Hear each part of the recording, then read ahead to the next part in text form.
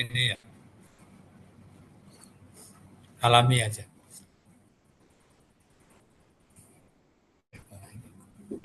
Ada background dari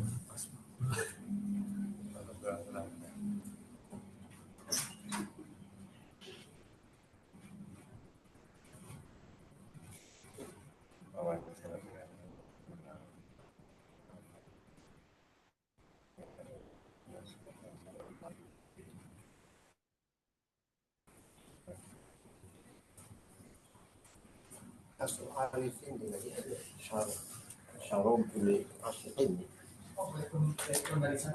Iya, belum bisa. Ya wes. Ya wes.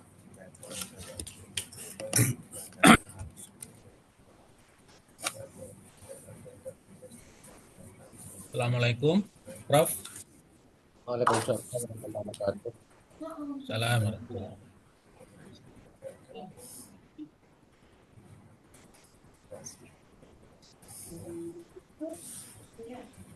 Ini memang dikendalikan kalau kita Baik, izin Prof. Kita mulai atau gimana, Prof? ya boleh silakan. Baik. Saya memakai dua ini ya, dua akun ya. Oh iya, iya. Iya, Kalau Prof. kalau komputer ini enggak bisa ini, coba bisa lagi pakai. Oh iya. Baik, Prof. Baik, Assalamualaikum warahmatullahi taala wabarakatuh. Waalaikumsalam warahmatullahi wabarakatuh. Alhamdulillahirabbil alamin, tsumma salatan wa salaman ala rasulihil amin wa nahnu ala dzalika minasyahidin wa syakirin. Alhamdulillah, puji dan syukur kehadirat Allah Subhanahu wa taala atas segala limpahan rahmat dan karunia. Kemudian selawat dan salam semoga tercurah limpahkan kepada baginda alam Rasulullah sallallahu alaihi wasallam. Allahumma salli ala Sayyidina Muhammad wa ala alihi wa sahbihi ajma'in. Alhamdulillah, kita ucapkan selamat datang kepada Prof. Rizan kembali. Marhaban wa mujaddadan bikum fi hadhil jami'ah marratan ukhra. Selamat datang lagi Prof di UIN Siber Syekh Nurjati kembali secara virtual ya Prof. Walaupun kemarin sudah mengunjungi kampus kita, alhamdulillah dengan nilai yang sangat maksimal sekali. Baik, dan ucapan selamat juga kepada bapak-bapak, ibu-ibu, dan rekan-rekan semua nomine yang akan mempresentasikan kajian pada proposalnya pada pagi hari ini. Baik, sebelumnya kita perlu sampaikan nanti yang akan disampaikan itu terkait dengan state of the art dari proposal penelitian, kemudian novelty-nya, kemudian rencana penelitian dan target keluaran penelitian yang Bapak Ibu ajukan pada tahun ini.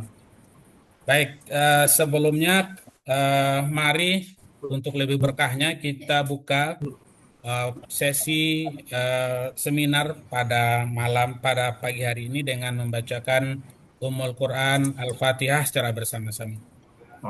A'udzubillahi minasyaitonir rajim. Bismillahirrahmanirrahim. Alhamdulillahirabbil alamin arrahmanir rahim. Maliki yaumiddin. Iyyaka na'budu wa iyyaka nasta'in. Ihdinas siratal mustaqim. Siratal ladzina an'amta 'alaihim ghairil maghdubi 'alaihim waladdallin. Amin. Mudah-mudahan dengan bacaan Al-Fatihah ini bisa memberikan berkah atas acara kita pada pagi hari ini. Baik, sebelum saya lanjutkan, saya konfirmasi ke Pak Mujib. Ada sambutan Pak Mujib atau gimana? Bisa langsung saja. Bisa langsung. Baik, Enggak. terima kasih. Baik, Bapak dan Ibu, saya bacakan biodata singkat sekali ya dari reviewer kita, Prof. Rizan Rusli, ya. Nama Profesor Dr. Rizan Rusli MA. Panggilan singkatnya Prof. Rizan. Beliau adalah guru besar dan Dekan Fakultas Usuluddin dan Pemikiran Islam UIN Raden Fatah Palembang, ya. Sudah tidak dekan lagi, Pak. Oh, udah selesai ya, Prof. Dua Sudah break. periode ya berturut-turut ya. Baik, eh, terkait dengan pendidikan S1 beliau dari UIN Syarif Hidayatullah Jakarta, kemudian S2 tahun 1995, kemudian S3 Pengkajian Islam UIN Syarif Hidayatullah Jakarta pada tahun 2002. Kemudian eh, ketertarikan penelitian ya terkait dengan filsafat Islam, pemikiran Islam dan tasawuf ya. Research interestnya juga terkait dengan filsafat Islam, pemikiran Islam dan tasawuf. Dan banyak sekali publikasi yang telah eh, beliau publikasikan baik dari jurnal internasional berupa buku, proceeding dan lain-lain ya. Di antaranya yang mungkin bisa saya bacakan di sini terkait dengan Islam Liberal Budi Munawar Rahman, Al-Fikir, Jurnal Akidah dan Filsafat Islam pada tahun 2021 ya. Kemudian kepuasan hidup pada lansia pensiunan guru yang bekerja sebagai honorer Indonesian Journal and Behavioral Studies ya 2021 dan lain-lain. Mungkin secara singkat begitu perkenalan singkat kita dengan reviewer kita Prof. Rizan pada pagi hari ini. Baik, sekarang kita akan masuk pada sesi presentasi. Tapi sebelumnya Bapak dan Ibu, saya sampaikan lagi, nanti akan disampaikan nanti ada titik berat pada state of the art dan novelty, rencana penelitian dan target luaran penelitian. Baik, dari eh, daftar hadir yang saya lihat dan yang muncul pertama kali di layar ini, mungkin yang akan mempresentasikan pertama itu adalah timnya Pak Anwar Sanusi ya, hadir ya, Pak Irfan Ghazali, kemudian Pak Rizal, Pak Rizal, mohon maaf, nggak bisa didahulukan eh, untuk Hajam dan pas baik Prof, baik. jam 10 ada tamu nih. Oh ya, baik Prof, baik. Baik. Pertama Prof Hajam, kemudian nanti timnya. Sesuai jadwal kan jam 9. Ya, ya. Baik. Kalau nggak salah di dalam listnya ada 4 orang ya pada pagi ini. Pertama mungkin kita kasih kesempatan Prof Hajam ya. Kemudian nanti Pak Anwar dan tim, Pak Irfan. Kemudian nanti Pak Amin Iskandar ya. Kemudian nanti yang terakhir eh, Ibu Pak Ahmad Afandi ya. Baik, silakan Prof. Saya kasih waktu 10 menit Prof. Prof. Ajam, 10 menit. Ya. Beliau akan mempresentasikan judulnya tentang tasawuf ini ya, The Treasure of Sufism in the Malay Region, ya, Exploration and Network and the Dynamic of Philosophical Wujudiyah Talk, ya. Silakan Bahasa Prof. Inggrisnya Bapak. Ya. Assalamualaikum warahmatullahi wabarakatuh. Waalaikumsalam. Yang sama-sama kita hormati guru kita Bapak Profesor Dr. Rizan Rusli dari UIN Palembang. Selamat datang kembali di UIN Cyber Syekh Nurul Cirebon, Prof. Ini kami hadir bersama Profesor Dr. Asmuni sebagai tim peneliti dari kami. Judul yang akan kami angkat adalah Hazanah Tasawuf di Wilayah Melayu, Eksplorasi Jejaring dan Dinamika Pemikiran Falsafi Wujudiyah. Karena dibatasi waktunya, kita langsung saja pada latar belakang. Latar belakang ini mengambil 2 hal. Pertama, bahwa tasawuf itu punya peran penting dalam sejarah Islamisasi di wilayah Melayu, termasuk Indonesia, termasuk Malaysia, dan Thailand. Dan itu sangat mempengaruhi fondasi 3 hal, fondasi spiritual, fondasi sosial, dan fondasi intelektual. Baik itu di Indonesia, Malaysia, dan Thailand. Kami akan meneliti di 3 negara jejaring tasawuf wujudiyah atau tasawuf falsafi itu, pertama di Indonesia, kemudian Malaysia, dan Thailand. Ada 3 negara ini tasawuf itu memberikan sumbangsi terhadap aspek agama, kemudian budaya, pendidikan, ekonomi, dan politik. Kemudian yang kedua, peranan dalam Islamisasi. 3 negara ini memiliki distingsi, memiliki peran yang beragam. Indonesia itu landasan Islam yang ramah dengan kearifan lokal seperti di Aceh, Palembang, Makassar, dan Cirebon. Kemudian kalau Malaysia ini membentuk identitas kebangsaan Melayu. Kebangsaan Melayu Islam di Klaten, di Terengganu, Kelantan. Ya. Kemudian di Thailand ini ciri khasnya adalah ada identitas Melayu Muslim di Patani dan di Patani di tengah-tengah modernisasi dan globalisasi. Kemudian yang kedua, ajaran falsafi wujudiyah itu meliputi 3 hal. Yang pertama, wahdatul wujud itu sendiri. Konsep wahdatul wujud itu adalah konsep kesatuan wujud adalah menjadi inti tasawuf falsafi, menekankan hubungan mendalam antara manusia dengan Tuhan. Kemudian dari wahdatul wujud itu ada pengaruh terhadap pengaruh sastra. Seperti Hamdan Pansuri, itu tasawuf falsafinya mengintegrasikan falsafah dalam karya Melayu, ya, menjadikan lebih mudah diakses dan lebih mudah dikontribusikan. Kemudian ada nilai kemanusiaan, ya, ajaran falsafah atau wahdatul wujud atau tasawuf falsafi ini mendorong nilai-nilai toleransi, keadilan, dan kasih sayang dalam masyarakat. Itu latar belakang, ya. Kemudian rumusan masalah dan tujuan penelitian. Dari latar belakang di atas memunculkan 3 masalah. Pertama, bagaimana jejaring ulama di wilayah Melayu dalam pelestarian ajaran tasawuf falsafi wujudiyah dari masa lalu hingga saat ini. Yang kedua, sejauh mana ajaran tasawuf falsafi wujudiyah dapat beradaptasi, ya, terhadap dinamika sosial, budaya, dan religius di wilayah Melayu, dan bagaimana ajaran ini dapat mempertahankan relevansinya dalam konteks modernisasi dan globalisasi. Yang ketiga, bagaimana model integrasi antara ajaran tasawuf falsafi wujudiyah dengan tradisi lokal dapat dirancang untuk menjawab tantangan modernisasi dan globalisasi sekaligus menjaga identitas spiritual masyarakat.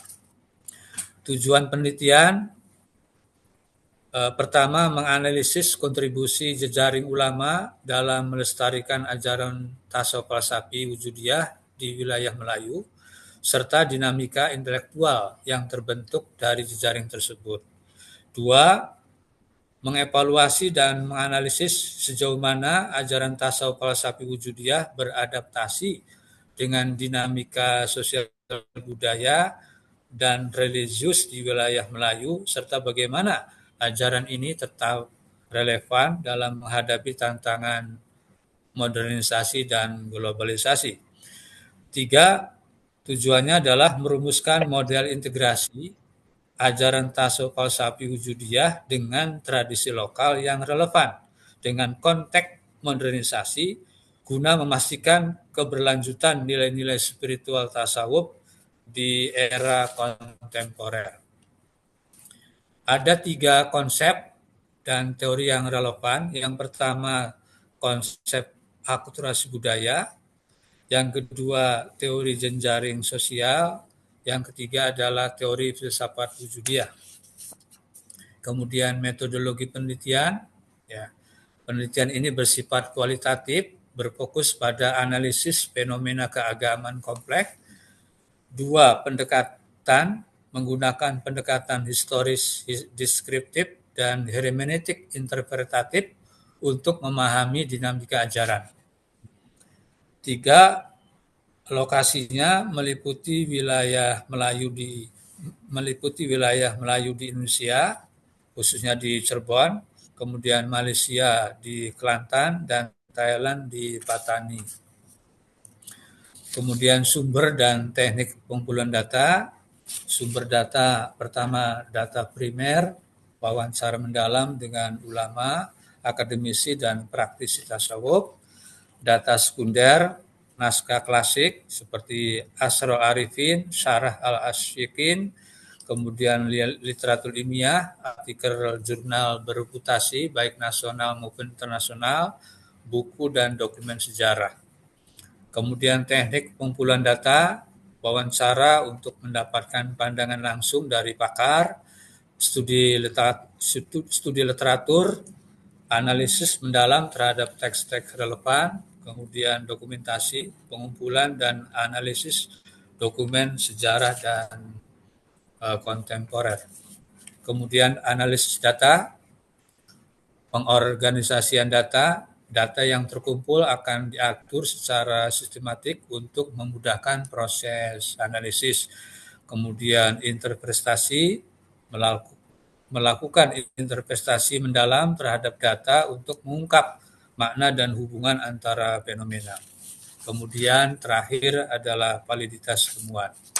Demikian secara singkat beberapa poin-poin penting dalam proposal ini. Untuk itu kami mohon arahan dan koreksi, evaluasi, serta bimbingannya dari Bapak Profesor Dr. Rizwan Rusli. Ini kami bersama Profesor Dr. Asmuni sebagai tim peneliti. Barangkali dari Pak Prof. Asmuni ada tambahan? Sementara mungkin cukup lah. Ya. Assalamualaikum warahmatullahi wabarakatuh. Waalaikumsalam. Kif halukum Ustaz? Alhamdulillah khair, Ustaz. Boleh Prof, masih ada waktu 2 menit kalau mau ditambahkan. Ya. Iya. Ya, proposal ini ingin menggali falsafah wujudiyah atau tasawuf falsafi yang berkenaan dengan wujudiyah yang sangat mempengaruhi identitas kultur 3 negara, Indonesia sebagai Nusantara, Malaysia, dan Thailand. Di Indonesia itu mengenal tasawuf falsafinya ada istilah Manunggaling Kalagusti, kemudian ada istilah Paraning Dumadi Ronggo Warsito, kemudian juga ada istilah-istilah lainnya. Dan ini menjadi penting untuk diangkat kembali dan ada novelty-nya, ada kebaurannya itu terutama pertama dalam soal jaringnya itu. Bagaimana tasawuf falsafi itu mempengaruhi identitas 3 hal. Pertama, identitas sosial, kultur, dan intelektual. Meskipun tasawuf wujudiyah ini sangat kontroversi, tetapi ini sangat berperan dalam membentukkan karakter kenusantaraan. Ya, seperti di Cirebon itu bagaimana peran Syekh Jenar yang sampai sekarang masih punya kultur tersendiri. Kemudian juga martabat 7 itu dampak positif dari tasawuf falsafi wujudiyah itu membentuk karakter dalam identitas tarekat, yaitu tarekat Satariyah yang melahirkan martabat 7 yang kemudian berkembang martabat 7 ini sampai ke Malaysia, dan kami ingin menggali kembali ya, karena ini khazanah yang sangat penting dari sisi historis dan sisi filosofisnya, perlu direfleksikan kembali, perlu direinterpretasi kembali dalam konteks kekinian. Apalagi di UIN Cyber Syekh Nur Cirebon ini ada Syekh Nurjati Cirebon sebagai guru spiritualnya Wali Nusantara, kemudian ada sejenar di Cirebon ini yang sangat kontroversi, ini juga perlu Baik, diangkat kembali. Itu baik, Prof. saja. Pak Prof. Asmuni barangkali. Baik. Dan juga kita ingin Terima kasih, Prof. Waktunya sudah 10 menit ya.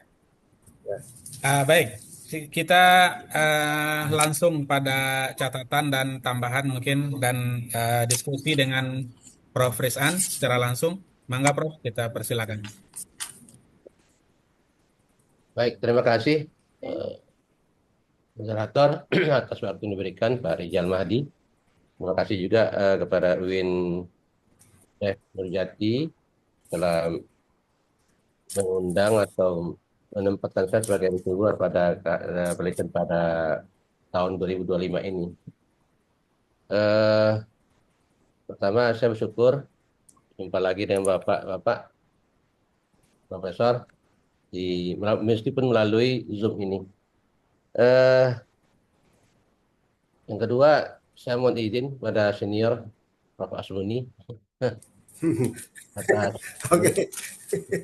ya, apalagi ya penulis atau peneliti pada topik ini semuanya ini profesor, tidak mungkin saya akan mengajari ikan berenang, tidak mungkin. Cuma barangkali mungkin kita bertukar pendapat, bertukar berdiskusi terkait dengan topik ini.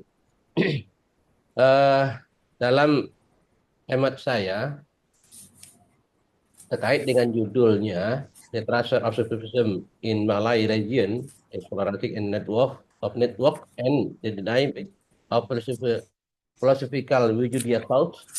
Ini menurut hemat kami ini judulnya terlalu umum dan metaforis di bagian awal. Ya, maksudnya apa? Frasa The Transfer of Sufism ini bersifat sangat metaforis dan kurang akademik. Kata tracer itu tidak spesifik dan terlalu luas. Apakah yang dimaksud itu teks atau ajaran atau praktek atau tokoh atau jaringan? Yang dimaksud dengan tracer ya di judul itu, Tracer of Sufism ini. Nah, jika berkenan, barangkali yang lebih spesifik ya, pengganti dari tracer itu mungkin bisa kita ganti dengan intellectual legacy of Sufism, ya, atau philosophical and social dimension of Sufism. Jadi langsung itu terarah kepada apa yang kita inginkan.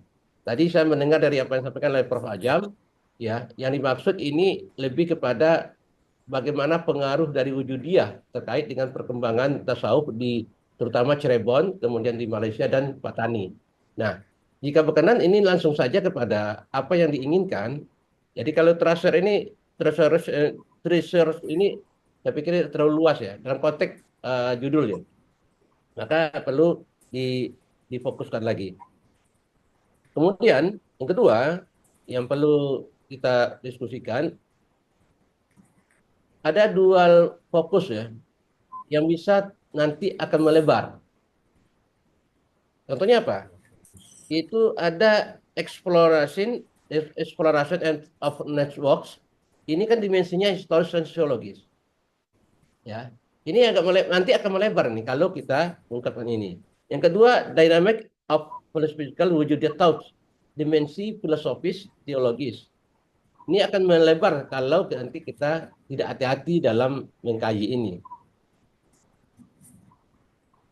Nanti kalau tidak hati-hati dalam mengkaji dalam topik ini, bisa-bisa riset ini akan kehilangan kedalaman karena cakupan yang terlalu lebar antara studi jaringan sosial dan analisis pemikiran filsafat tasawuf. Ya, yang mana yang kita utamakan? Apakah melihat kepada jaringan sosialnya atau kita lebih fokus kepada analisis pemikiran filsafatnya? Ini yang perlu kita diskusikan agar terlihat fokus kita, ya. Kemudian yang kedua, selanjutnya, jika berkenan ini saran kami fokus utama pilih salah satu sebagai fokus utamanya, yang lain sebagai pendekatan pendukung atau sebagai bisa menjadi dua kajian studi. Alternatifnya apa? Intellectual network and spirit of wujudiyah thoughts in the Malay world. Mungkin itu sebagai tawaran ya. Atau the dynamic of wujudiyah sufism in the Malay region, text, network, and controversies. Nah, ini kan lebih mengarah ya. Dynamic ini perkembangan filsafat wujudiyah atau tasawuf wujudiyah di Malaysia, teksnya, kemudian jaringannya dan kontroversi dari berbagai hal ini. Ini kan lebih tepat. Kemudian Bapak Ibu, Prof, ini istilah philosophical wujudiyah thoughts ini perlu diperjelas. Ya, istilah wujudiyah ini kan bisa bermakna luas. Kalau tidak kita lakukan klarifikasi, tentu pembaca tidak tahu apa yang dimaksud. Apakah wujudiyah ini ajaran Indo-Arabi atau ini interpretasi lokal seperti Hamzah Fansuri juga punya, Samsudin Sumaterani juga punya filsafat wujudiyah ini. Dan juga yang selanjutnya ada kontroversi teologis tentang panteisme yang juga terkait dengan wujudiyah. Maka kata philosophical juga harus dibatasi apakah dibahas secara ontologi atau epistemologi atau metafisika sofistik. Ini perlu dipertajam terkait dengan philosophical ini. Mungkin saran dari kami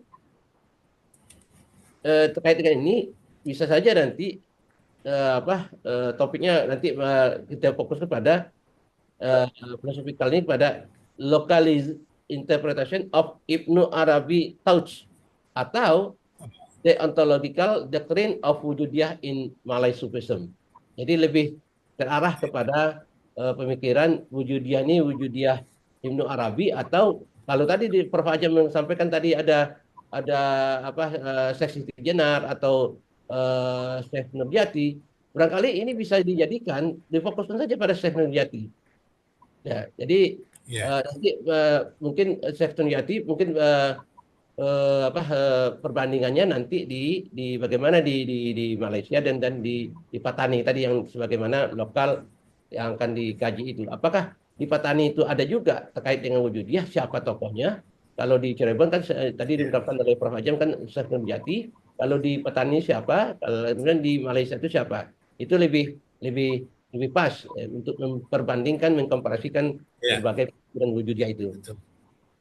Kemudian juga kata-kata the Malay region, ya, kurang spesifik. Apakah Melayu itu sangat kata Malay region itu kan sangat luas ya. Sebenarnya Melayu, Nusantara, Sumatera dan sekitarnya, Brunei juga termasuk. Ya.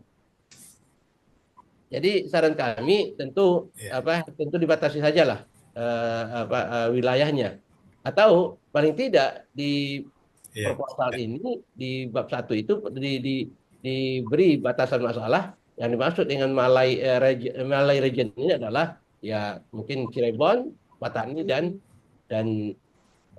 Malaysia. Malaysia ini saya kurang tahu ya, apakah Malaysia kan luas ini, apakah di Kedah atau di mana itu yang Malaysia ini. Jadi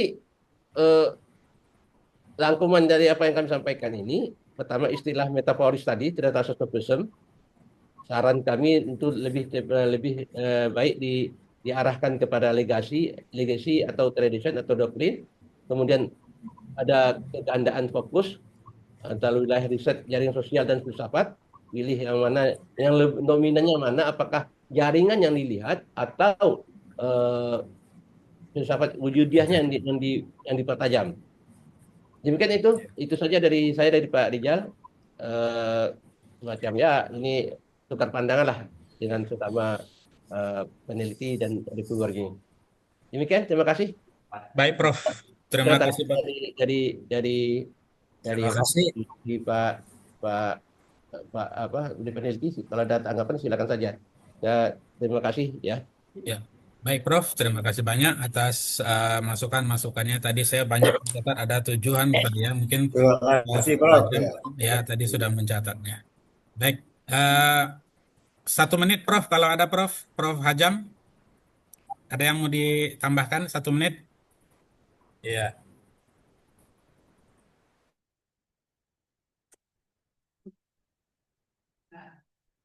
terima kasih Pak Prof. Sangat konstruktif. Saya kira apa yang kami rasakan memang seperti itu. Nampaknya terlalu luas.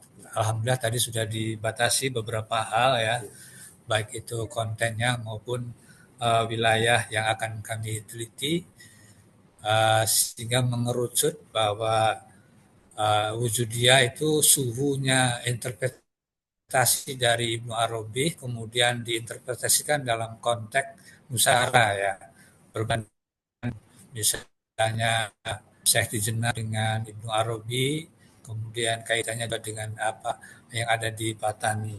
Jadi lucut ya. Kemudian juga masukan-masukannya yang tadi sangat berharga sekali bagi kami. Insya Allah kami akan memperbaikinya. Prof. Asmuni barangkali ada tambahan. Ya, intinya memang nanti kita akan fokuskan seperti yang di oleh Prof. Rizan tadi itu ya. Memang benar apa kita mengambil pada analisis filosofisnya. Filosofinya. Nanti wawancara mendalam dan kasus-kasus yang akan muncul itu kita akan coba untuk ungkap sedalam mungkin gitu kan. Langsung terjun ke lokasinya insya Allah. Baik, Karena kayak di Jawa Tengah ini ada yang apa? Yang utamakin itu juga itu. Waktu kami dulu penelitian tarekat juga ya. Iya. Ada miripnya. Tapi memang banyak yang merujuk ke sini ke Cirebon juga. Tampaknya tadi Prof. Rizal sudah mengenalkan bagaimana ciri khas tadi falsafah wujudiyah. baik, Prof. Ya, Jadi kita punya sedikit. Terima kasih Prof. baik. Ya. Terima kasih.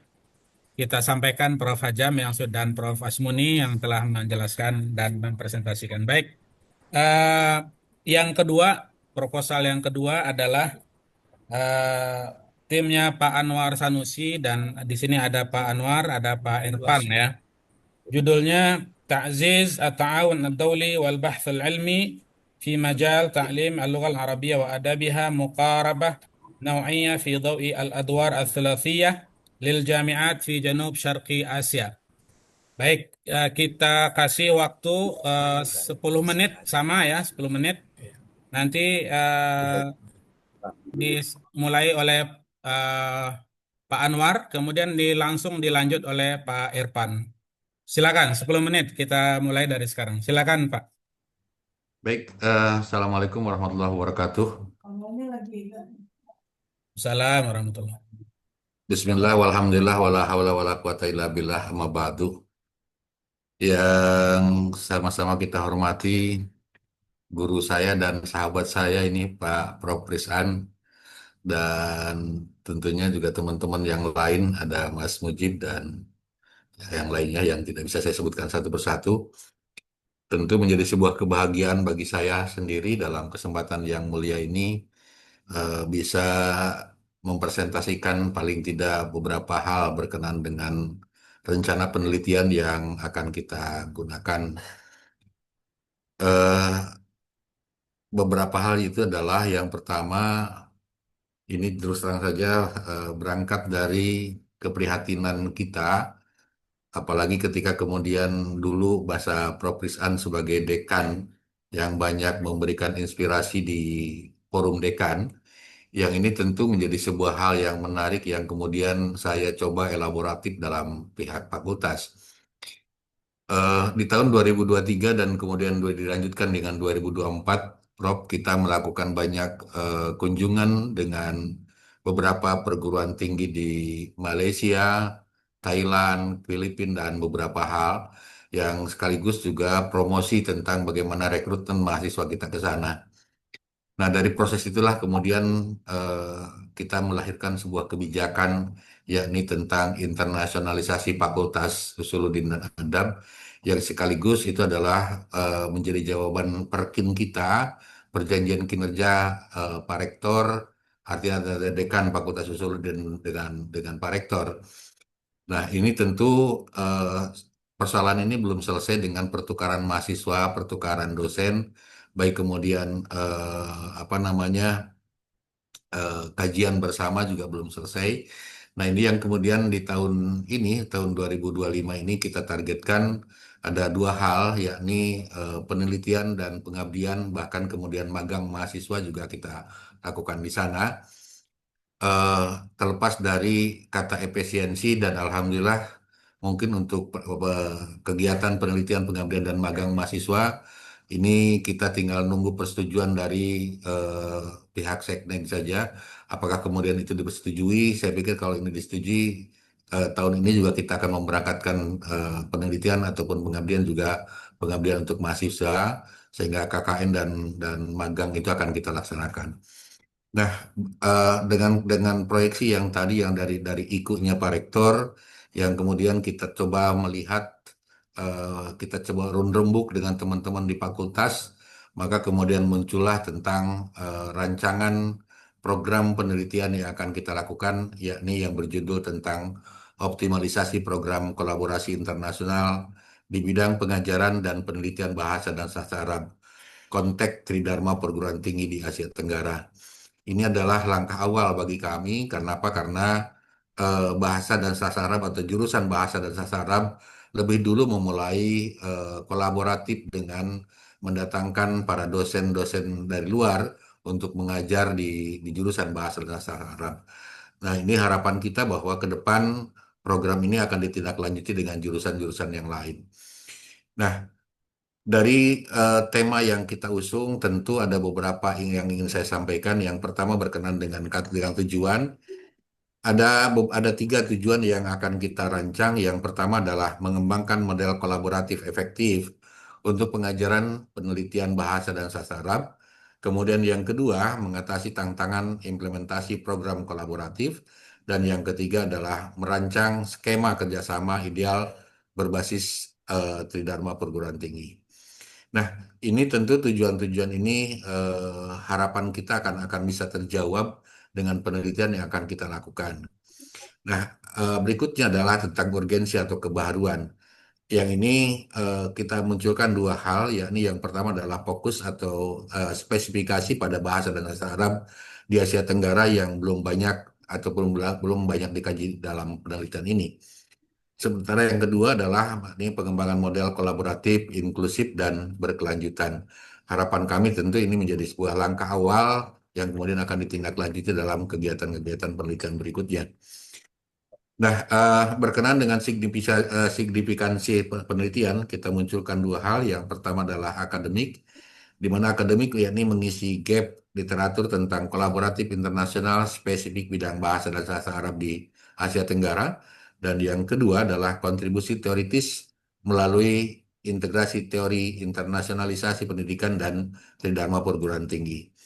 Pada dataran praktis, ada rekonstruksi kebijakan untuk Universitas Mitra Indonesia, Malaysia, Thailand, dan Brunei. Dan yang kedua adalah penguatan peran universitas dalam tridharma perguruan tinggi melalui kolaborasi lintas negara. Nah, itu mungkin sebagai pengantar dari saya. Nanti mungkin berkenan dengan hal-hal yang nanti akan disampaikan oleh grup kami ataupun oleh tim kami. Kami persilahkan Mas Erpan untuk melanjutkan. Terima kasih. Assalamualaikum warahmatullahi wabarakatuh. Baik, silakan Pak Irfan dilanjut. Masih ada waktu 5 menit ya, silakan. Baik. Izin melanjutkan Prof. Rizan.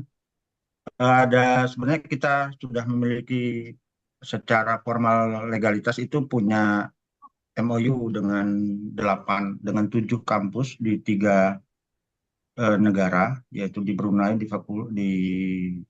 ada dua kampus, KUPU dan UNISA, kemudian ada di Patoni, Thailand, kemudian ada 3 di Malaysia. Itulah kenapa kemudian judulnya kita ambil sebagai Asia Tenggara, karena ada beberapa catatan, ada juga catatan dari reviewer terkait cakupan wilayah. Untuk wilayahnya sebenarnya ada 3, kemudian kita batasi ada di Asia Tenggara, kemudian kita batasi di 3 negara. Sehingga kolaborasi ini menjadi 4 negara, jadi Indonesia, Thailand, Patani, kemudian Malaysia.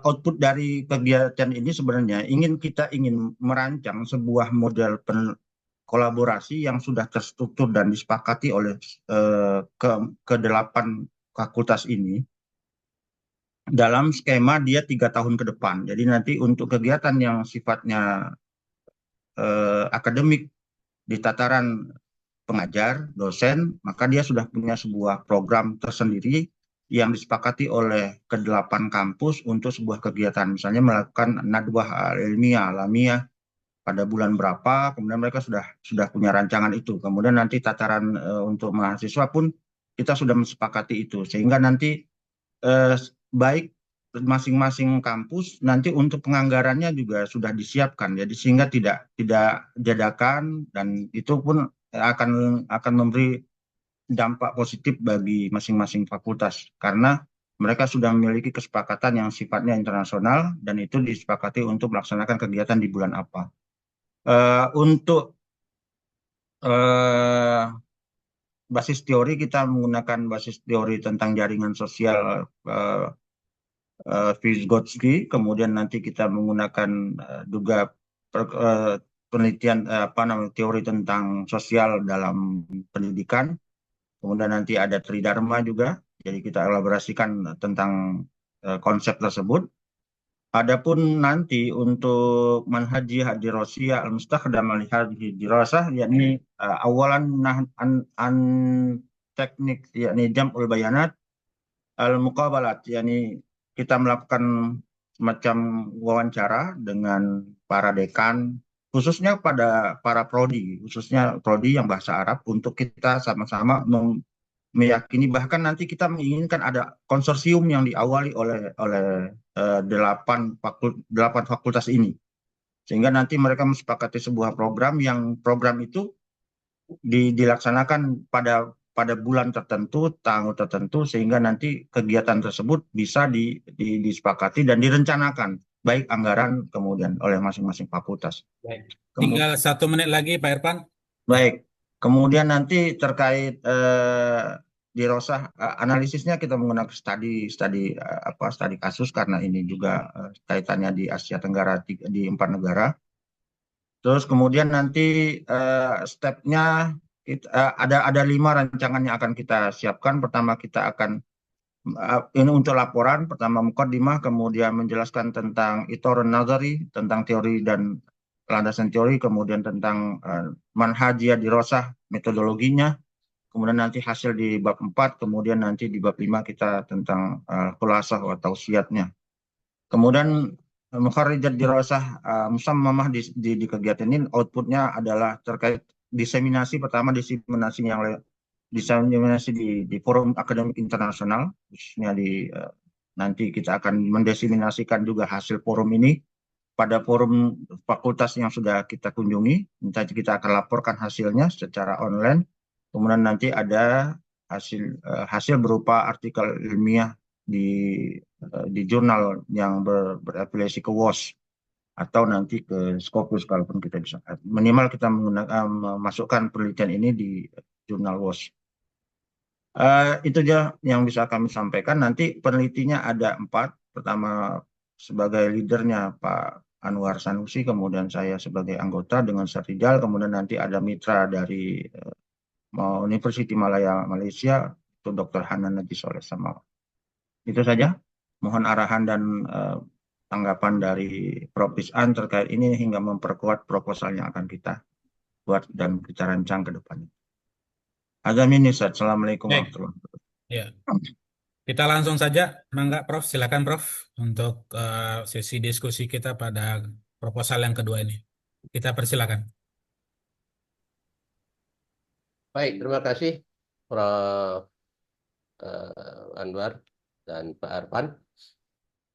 Ya, ini persoalan proposal ini dengan bahasa Arab atau bahasa Inggris kan itu hanya persoalan bahasa ya. Tapi kita hanya melihat kepada penelitian. Jadi kalau bahasa, misalnya ini kita abaikanlah bahasanya dulu ya. Karena di sini di proposal ini kan ada bahasa Arab, bahasa Inggris. Ya. Tapi begini, yang perlu saya tanggapi dari rencana penelitian ini, eh, saya melihat ya kalau dari sisi dari latar belakang pemikiran atau persoalan yang diungkapkan oleh Pak Anwar itu oke-oke saja, karena ini lebih kepada melihat pencapaian dari IKU ya, IKU rektor atau IKU dekan. Eh, Tanggapan atau semacam kita diskusi kita yang terkait dengan ini itu begini.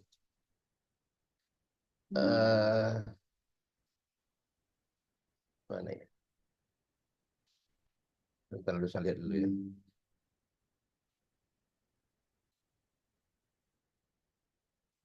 Nah, kalau di topik itu, di judulnya itu, kalau di bahasa Inggrisnya kan optimizing, optimization of international collaboration program kayak itu, in teaching and research of Arabic language and literature, the context of the three dharma of higher education in South Asia.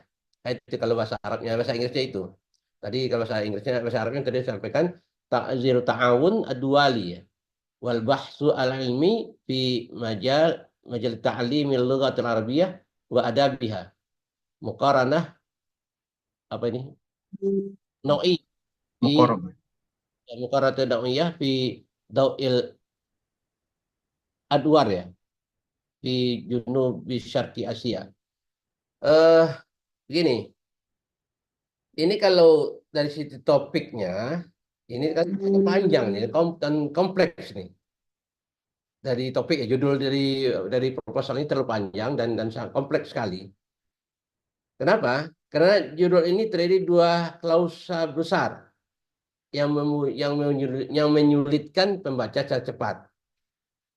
Seperti kalau dalam bahasa Inggrisnya context of three dharma of higher education in South Asia, ini terlalu teknokratik dan bisa membingungkan pembaca non-Asia, non-Indonesia. Bingung nih baca ini bagaimana ini. Karena istilah ada unsur tridharma ya. Tridharma itu hanya kan di Indonesia yang ada istilah itu. Di tempat lain di Malaysia atau di daerah lain kan nggak ada tridharma. Yang tridharma itu ya di sini. Jadi bingung nanti kalau dikaitkan dengan pembaca luar Indonesia, bingung mereka itu dengan kata-kata tridharma. Maka saran kami perlu disederhanakan dan fokuskan, pecah menjadi dua bagian atau gunakan istilah yang lebih generik namun setara. Contohnya apa? Kalau di bahasa Inggrisnya ini optimizing international collaboration in Arabic studies, integrating teaching and research in South Asia. Ini kan lebih sederhana dalam konteks judulnya. Nah, kemudian Bapak-bapak,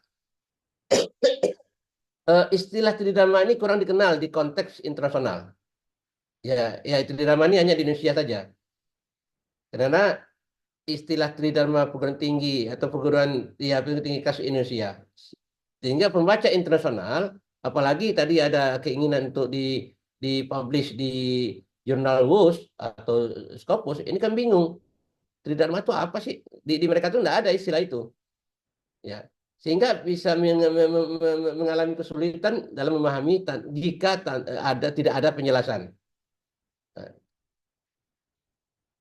Kalau target penelitian ini untuk WUS, maka perlu diterjemahkan dan diparafrasekan istilah dari tridharma perguruan tinggi itu. Sehingga saran kami, ya kalau di bahasa Inggrisnya ya, kalau bahasa Inggris itu bisa menjadi 3/4 mandates of higher education, teaching, research, and community service. Ini kan lebih kepada makna dari tridharma perguruan tinggi itu sendiri. Kemudian yang ketiga, ini fokus masih terlalu umum. Fokusnya terlalu umum. Mengapa? Karena menyebut optimization itu tidak menjelaskan aspek apa yang ingin dioptimalkan. Apakah struktur kerjasamanya, atau hasil akademik, atau kualitas pengajaran, atau boleh jadi ini mobilitas mahasiswa. Begitu juga dengan istilah International Collaboration Program, terlalu luas. Apakah kerjasama bilateral, multilateral, atau institusional? Maka ini perlu paling tidak mungkin di bab 1 nanti ya perlu diberi batasan masalah atau penjelasan judul ya terkait dengan istilah-istilah ini. Sehingga saran kami ya topik ini perlu diarahkan kepada optimizing operability and joint research program in Arabic language and literature atau effectivization of international partnership in Arabic studies. Itu bisa saja saran ke sana. Kemudian juga yang keempat, tidak menyebutkan jenis atau modal kolaborasi. Apakah kolaborasi berbentuk MOU, pertukaran dosen, double degree, riset kolaboratif, atau kurikulum bersama? Ini kan termasuk juga bagian dari MOU itu. Tapi kalau yang dilihat dari rencana penelitian ini kan lebih kepada melihat apa yang terjadi atau dialami atau dijalankan di masing-masing mungkin ini prodinya ya, prodi bahasa dan sastra Arab ya, di berbagai tempat itu. Tanpa rincian ini, tentu judul terkesan sangat abstrak dan terlalu luas jangkauannya. Maka saran kami perlu tadi sudah disampaikan oleh Pak Irfan terkait dengan ini adalah case study ya. Maka case study of joint research and teaching exchange in Arabic program. Kemudian juga yang kelima, ini dari proposal ini, dari judul ini kurang menunjukkan problem dan ketegangan. Ya, problem dan analisa. Kenapa? Karena judulnya terlalu normatif dan afirmatif. Dengan kata-kata optimizing ini sangat-sangat normatif. Tanpa mengindikasikan apa masalah atau kendala yang mendorong riset ini terjadi dan dilakukan. Sehingga tidak menunjukkan urgensi kenapa kolaborasi perlu dioptimalkan. Ini kan lebih pada optimal ya. Optimal dari MOU. Sehingga saran kami ini perlu ada tambahan elemen masalah dan tantangan. Ya. Kemudian artinya begini Bapak Ibu, rangkumannya apa? Dari sesi judul ini panjang, perlu dipersingkat lagi. Kemudian istilah lokal Tridharma ini tidak begitu dikenal di dunia lain selain dari Indonesia. Kemudian fokusnya umum, tidak jelas apa yang dioptimalkan. Kemudian kurang problematisnya, tidak menunjukkan adanya masalah riset dalam kajian ini. Kemudian jangkauan terlalu luas, kolaborasi internasional bisa dalam banyak bentuk. Ya, mungkin ini saja Bapak, sekedar informasi atau masukan dari kami. Demikian, terima kasih. Silakan Pak. Baik, baik Prof. Terima kasih Prof atas masukan dan catatannya. Biasa saya kasih waktu 1 menit untuk menambahkan closing statement Pak Irfan.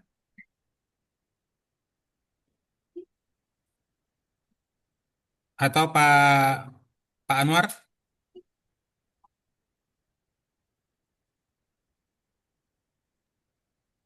Kalau saya tidak ada, saya menerima itu masukan yang positif dan konstruktif. Jadi nanti akan kita musyawarahkan lagi untuk memastikan judul yang tadi yang sudah disarankan. Kemudian nanti kita akan munculkan seperti saran dari Prof.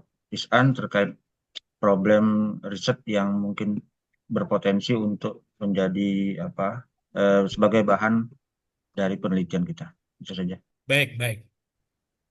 Baik, terima kasih. Pak Anwar ada? Baik, terima kasih sekali masukannya Prof. Rizan, dan mudah-mudahan nanti kita coba diskusikan dengan tim, dan saya pikir mungkin ini juga menjadi kajian yang lebih spesifik mungkin apa yang disampaikan oleh Prof. Rizan tadi, karena harapan dan tujuan yang disampaikan oleh Prof. Rizan nampaknya juga sangat setuju dengan sangat cocok dengan rancangan dan tujuan yang diinginkan oleh pihak fakultas.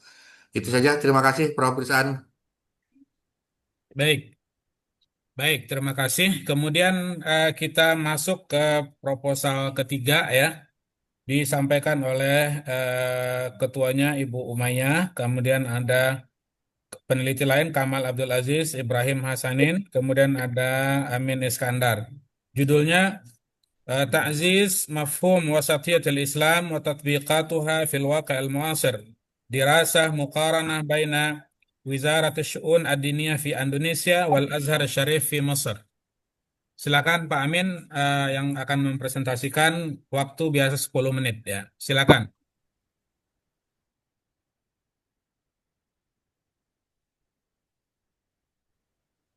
Maaf Pak Amin, suaranya belum terdengar Pak.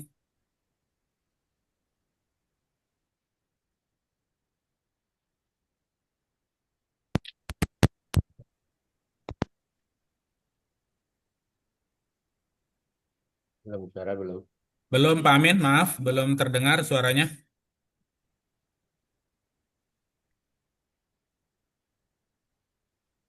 Coba jangan pakai earphone dulu Pak, headset. Dibuka langsung. Baik, cek. Assalamualaikum. Oke. Ya, silakan Pak. Kita mulai dari sekarang. Baik, bismillahirrahmanirrahim. Assalamualaikum warahmatullahi wabarakatuh. Assalamualaikum warahmatullahi. Alhamdulillah, wassalatu wassalamu ala rasulillah wa ala alihi wa ashabihi wa mawala amma ba'd. Yang sama-sama kita hormati guru kita, Profesor Dr. Rizhan Rusli, kemudian Kapuslit LP2M, Bapak Dr. Mujib Ubaidillah, kemudian moderator Bapak Rijal Mahdi. Terima kasih atas kesempatannya. Izinkan kami dari tim peneliti yang diketuai oleh Ibu Dr. Haja Umayyah.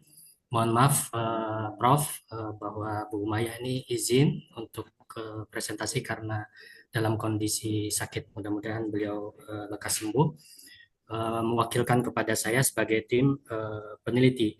Kemudian ada satu lagi peneliti dari luar negeri kewarganegaraan Mesir, yaitu Prof. Kamal Abdul Aziz Ibrahim Hassanain.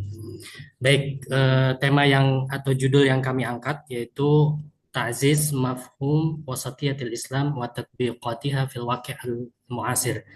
Dirasa muqaranah baina wazarah syu'un ad-diniyah fi Indonesia wal Azhar Asy-Syarif fi Misr. Yaitu penguatan konsep wasatiyah atau moderasi beragama dan implementasinya. Ini studi komparatif antara Kementerian Agama Republik Indonesia dan Al-Azhar Asy-Syarif di Mesir. Yang pertama, latar belakang dari proposal penelitian ini bahwa konsep wasatiyah atau yang kita kenal dan sangat familiar untuk era saat ini adalah istilah moderasi beragama. Ini merupakan cara beragama jalan tengah. Nah, dengan moderasi beragama seseorang tidak ekstrim saat menjalankan ajaran agamanya dan berlebih-lebihan gitu ya. Nah, tujuan daripada moderasi beragama ini untuk menciptakan harmoni dalam kehidupan beragama dan tentu dapat mencegah ekstremisme dan radikalisme gitu ya. Nah, di Indonesia sendiri moderasi beragama atau wasatiyah ini menjadi salah satu agenda prioritas ya, yang diusung oleh Kementerian Agama Republik Indonesia. Bapak Yakut Khalil Qomas dalam penelitiannya di tahun 2024, beliau merefleksikan bahwa kebijakan moderasi beragama ini diluncurkan oleh Kementerian Agama pada tahun 2019 dan menjadi bagian dari RPJMN tahun 2020-2024. Nah, di sisi lain, ini ada kritik dari Edi Junaidi tahun 2022 bahwa diskursus tentang moderasi beragama ini membagi keberagaman umat di Indonesia ke dalam 3 posisi imajiner gitu. Kelompok kanan, kemudian kiri dan tengah gitu ya. Nah, tapi batasan masing-masing posisi ini dianggap belum jelas gitu ya, kabur atau problematik gitu, bisa dikatakan seperti itu. Kelompok kiri dihubungkan dengan pandangan liberal, kemudian kelompok kanan dikesankan dengan sikap fanatik, ya, konservatif atau bahkan irhabiah gitu ya, terorisme. Nah, sementara posisi tengah ini digambarkan sebagai kelompok yang dinamis dan kontekstual.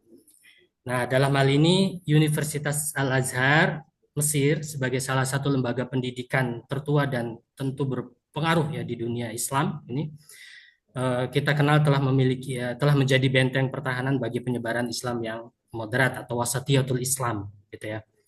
Nah, Al-Azhar ini memainkan peran penting dalam mengajarkan moderasi beragama atau wasatiyatul Islam, baik melalui kurikulum, ceramah, fatwa-fatwa, dan lain sebagainya. Nah, baik Kementerian Agama maupun Universitas Al-Azhar sama-sama mengusung wasatiyatul Islam atau moderasi beragama. Tentu terdapat perbedaan dalam pendekatan dan implementasinya, gitu. Nah, konsep wasatiyah dan moderasi beragama ini telah menjadi pilar penting dalam mencegah ekstremisme dan kemudian mempromosikan harmoni dalam kehidupan beragama. Sebaliknya, Universitas Al-Azhar juga menawarkan pendekatan yang lebih akademis dan global dalam mempromosikan nilai-nilai wasatiyah, ya. Namun kesenjangannya adalah bahwa dalam penelitian terletak pada kurangnya kajian perbandingan dalam yang mendalam antara pendekatan formal struktural oleh pemerintah Indonesia dan pendekatan berbasis pendidikan akademis oleh Al-Azhar. Oleh karena itu, penelitian ini bertujuan untuk mengeksplorasi keunggulan dan tantangan dari kedua pendekatan itu. Kemudian sekaligus menawarkan strategi penguatan konsep wasatiyah agar lebih kontekstual dan efektif tingkat lokal maupun global. Nah, berdasarkan latar belakang itu, tujuan rumusan masalah dari proposal penelitian ini yang pertama bagaimana pemahaman dan penerapan konsep wasatiyah dilakukan oleh Kementerian Agama dan Al-Azhar University. Kemudian yang kedua, apa persamaan dan perbedaan dalam pendekatan, strategi, kemudian program-program yang dilakukan oleh Kementerian Agama dan Universitas Al-Azhar. Kemudian yang ketiga, bagaimana analisis komparatif terhadap pendekatan dan strategi moderasi beragama yang diterapkan oleh kedua lembaga dalam kemudian mempengaruhi pemahaman masyarakat ya mengenai keberagamaan yang moderat atau wasatiyah. Kemudian berikutnya teori yang digunakan untuk penelitian ini adalah moderasi beragama atau wasatiyatul Islam. Kemudian teori sosialisasi yang digunakan adalah teori Parson yang bahwa teori fungsionalis yang melihat bahwa sosialisasi sebagai proses penawaran yang berupa nilai, norma, dan budaya agar individu dapat berfungsi dalam masyarakat. Kemudian ada teori muqaranah atau studi komparatif Suharsini Arikunto. Kemudian metode penelitiannya ini menggunakan library research. Ya. Kemudian teknik pengumpulan data dalam penelitian ini adalah triangulasi, yaitu menggabungkan antara wawancara, observasi, dan dokumen tertulis ya, sebagai sumber. Kemudian untuk rencana pembahasannya, yang pertama mencakup latar belakang penelitian, masalah, tujuan, batasan, dan seterusnya. Kemudian bab kedua mencakup konsep dan pemahaman moderasi beragama. Ini dibagi menjadi dua sub. Sub pertama definisi dan teori moderasi beragama yang menjelaskan konsep wasatiyah dan relevansinya dengan teori moderasi. Kemudian sub bab kedua pemahaman oleh Kemenag RI dan Universitas Al-Azhar, yaitu menyajikan pandangan masing-masing kedua lembaga tersebut tentang wasatiyatul Islam. Kemudian bab ketiga mencakup pendekatan dan strategi moderasi beragama. Kemudian bab 4 ini mencakup analisis komparatif antara kedua lembaga. Kemudian terakhir yang perlu disampaikan bahwa kebaruan ya, atau kontribusi dari proposal penelitian ini, yang pertama kajian komparatif dua negara ini terhadap wasatiyatul Islam atau moderasi beragama belum banyak dieksplorasi secara sistematis gitu. Kemudian menyatukan pendekatan kebijakan formal antara Kementerian Agama RI dan Al-Azhar Mesir. Kemudian kontribusinya yang pertama menjadi model evaluatif dan adaptif bagi strategi moderasi beragama baik di Kementerian Agama RI maupun di Al-Azhar Mesir, Satu khususnya di menit lagi, Kementerian Pak Amin. Agama RI. Kemudian menawarkan rekomendasi kebijakan kolaboratif internasional berbasis riset. Kemudian yang terakhir kontribusinya bahwa penelitian ini memberikan pandangan dan interpretasi tentang moderasi beragama atau wasatiyatul Islam, dan tentu manfaatnya dapat meminimalisir pemahaman yang salah ketika kemudian menginterpretasikan atau menafsirkan ayat-ayat dan hadis-hadis tentang wasatiyatul Islam. Demikian yang dapat kami sampaikan. Terima kasih. Arahan dan masukan dari Prof tentu kami sangat harapkan. Baik. Silakan Prof, kita langsung Prof atas diskusi dan masukannya. Baik, terima kasih.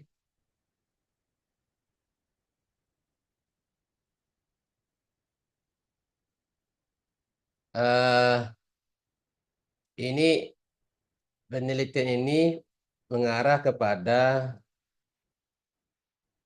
komparasi ya, komparasi dua institusi. Dan ini terkait dengan moderasi moderasi beragama ya. Mungkin sekadar masukan dari kami gini. Kalau judulnya, kalau diterjemahkan ke dalam bahasa Indonesia ya, ini kan penguatan konsep wasatiyah dan implementasinya. Studi komparatif antara Kementerian Agama Republik Indonesia dan Al-Azhar Asy-Syarif Mesir. Ya kan kalau diterjemahkan bahasa Indonesia kan itu. Nah, memang ini terasa kuat ya dari sisi relevansi dan potensi kontribusinya. Tetapi ada sejumlah kritik konstruktif yang bisa diajukan untuk menyempurnakan kejelasan dan fokusnya. Pertama, yang perlu kita pertimbangkan ke depan, pertama ini, bahwa ini kajian ini terlalu umum dan abstrak. Istilah penguatan konsep ini nanti bisa dianggap kabur ini. Apakah maksudnya penajaman teori maksudnya, ataukah ini bermaksud pengembangan doktrin atau sekedar diseminasi saja? Ini kalau dikaitkan dengan penguatan konsep itu. Kemudian yang kedua, istilah dari implementasinya. Ini pun tentu sangat luas. Tidak jelas apakah yang dimaksud di dalam kajian dalam proposal penelitian ini itu terkait dengan pendidikan atau terkait dengan dakwah atau terkait dengan kebijakan publik atau media atau kurikulum. Yang dimana dimaksud dengan implementasi ini? Apakah implementasi pada dakwah atau kebijakan publik atau apa? Nah, ini kan sehingga terlihat umum dan abstrak ya. Sehingga kami sarankan perlu ada penajaman dalam judul itu sendiri. Contoh, penguatan konsep wasatiyah dan implementasi dalam kebijakan pendidikan Islam. Ini contoh ya, dalam kebijakan pendidikan Islam. Atau dalam apa ya, dalam kebijakan publik. Ya, ini sekedar ini saja sekedar tawaran ya. Apakah ini yang dimaksud dengan implementasi ini kepada pendidikan, kurikulum atau kebijakan publik atau apa? Kemudian selanjutnya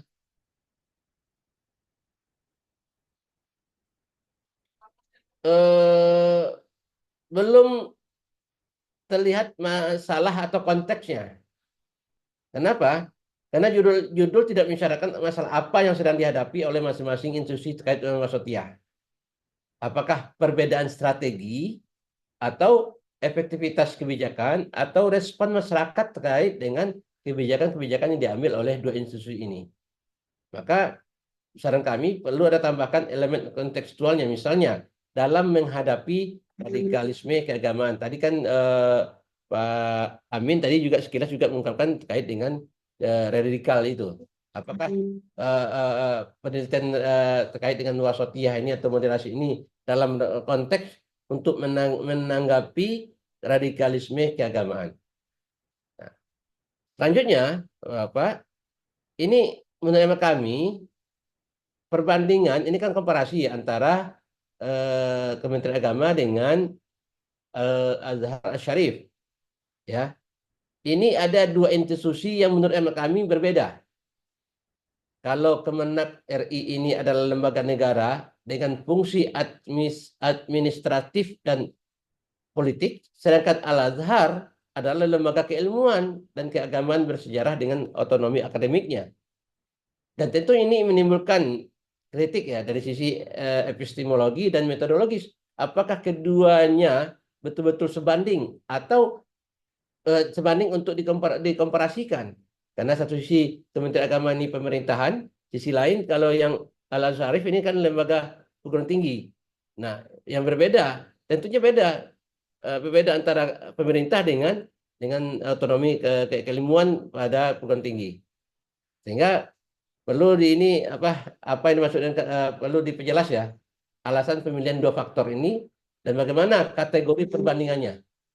Kami melihat di proposal pun belum terlihat ya kategori perbandingannya mengapa dua ini dijadikan atau dikomparasikan. Satu sisi Kementerian Agama ini lembaga pemerintahan, sedangkan Al-Azhar Syarif ini lembaga pendidikan.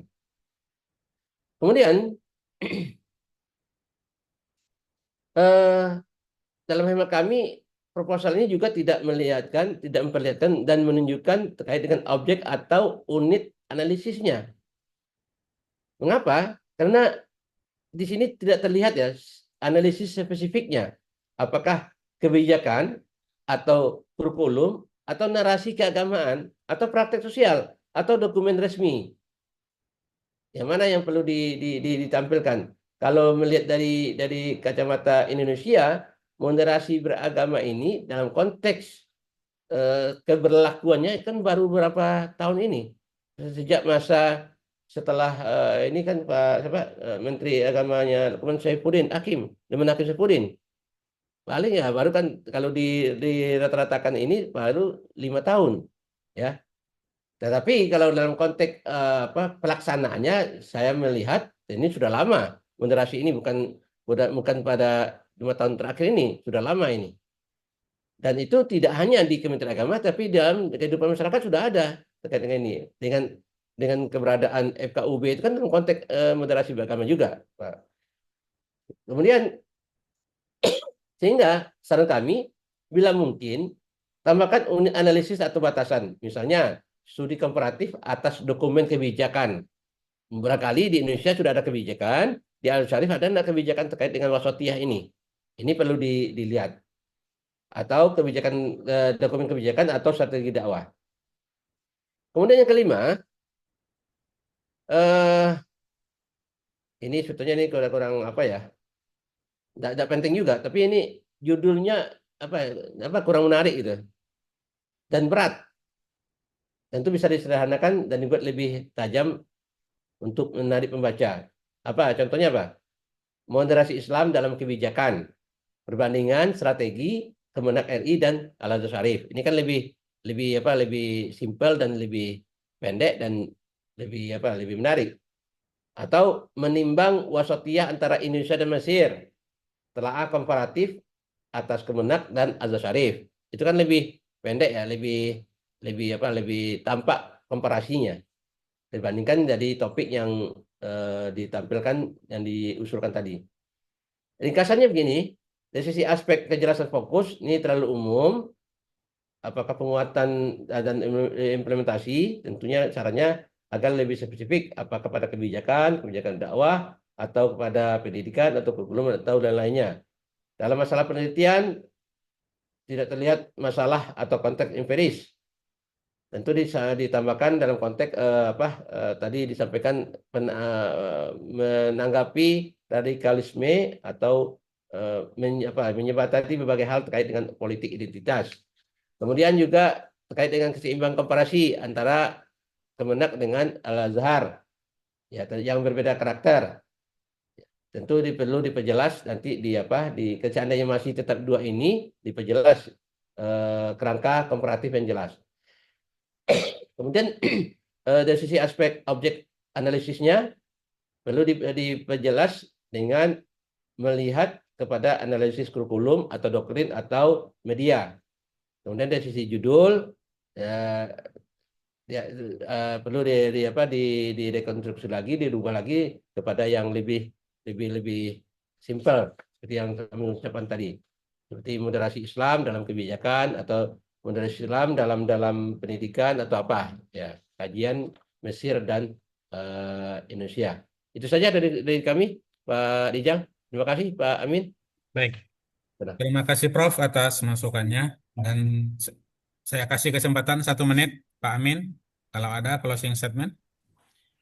Baik, Prof, terima kasih atas masukannya yang luar biasa dan tentu berharga bagi kami. Insya Allah akan kami diskusikan di tim penelitian kami terkait dengan perbandingan yang apa namanya apple to apple. Awalnya kami ingin mengangkat antara UIN Cirebon dengan Al-Azhar. Tapi kemudian ketika berbicara moderasi beragama, kan ada pada Kementerian Agama gitu sebagai program Kementerian Agama gitu, sehingga kami berijtihad bahwa yang apple to apple itu antara Kementerian Agama dan Al-Azhar, bukan UIN Cirebon dengan Al-Azhar begitu, Prof.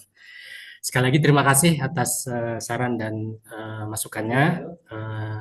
Terima kasih juga Pak Rijal, Pak Kapuslit, Dr. Mujib Ubaidillah. Terima kasih. Assalamualaikum warahmatullahi wabarakatuh. Waalaikumsalam warahmatullahi wabarakatuh. Baik, Prof, sebenarnya masih ada satu lagi, Prof, tapi belum hadir kelihatannya, belum lihat. Jadi gimana? Saya coba konfirmasi dulu, Prof, ke Pak Mujib sebentar. Kalau apa mungkin besok juga bisa. Baik, baik. Izin konfirmasi, Prof, sebentar, Prof, ke Pak Mujib.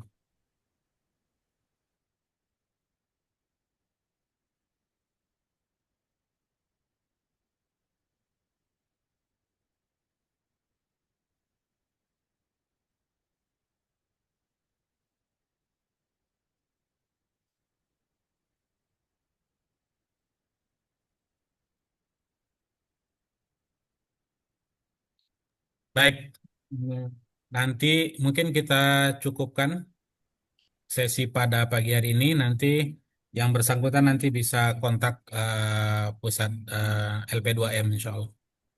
Ucapan terima kasih kami kepada Prof. Rizan Rusli atas masukan-masukannya terhadap proposal-proposal yang sudah dipresentasikan pada pagi hari ini.